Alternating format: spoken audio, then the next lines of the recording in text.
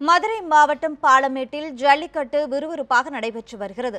இதில் ஏராளமான மாடுபிடி வீரர்களுடன் காளைகளை போட்டி போட்டு அடக்கி வருகின்றனர். அவனியாபுரத்தை தொடர்ந்து புகழ்பெற்ற பாலமேட்டில் இன்று ஜல்லிக்கட்டு போட்டி தொடங்கியது. இதற்காக மஞ்சமலை ஆற்றுத்திடலில் வாடிவாசல் அமைக்கப்பட்டு அலங்கரிக்கப்பட்டது. மாடுபிடி வீரர்களும் காளைகளும் காயமடைந்து விடாதபடி காளைகள் பிடிக்கப்படும் இடத்தில் தென்னை நார்க்கழிவுகள் 2 அடி உயரத்திற்கு பரப்பப்பட்டன.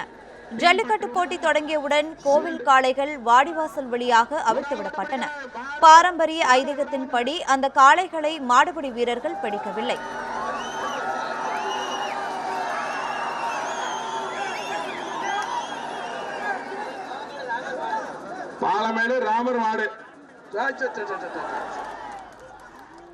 இதைத் தொடர்ந்து ஒன்றன் பின் ஒன்றாக காளைகள் வாடிவாசல் வழியாக அவிழ்த்துவிடப்பட்டன.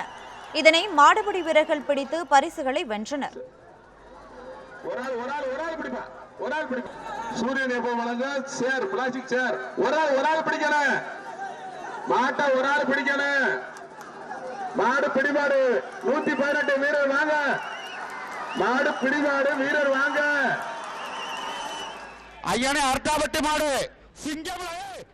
மாடுபிடி வீரர்களுக்கு அண்டா, சைக்கிள் முதல் இருசக்கர வாகனங்கள் வரை பரிசாக வழங்கப்பட்டன.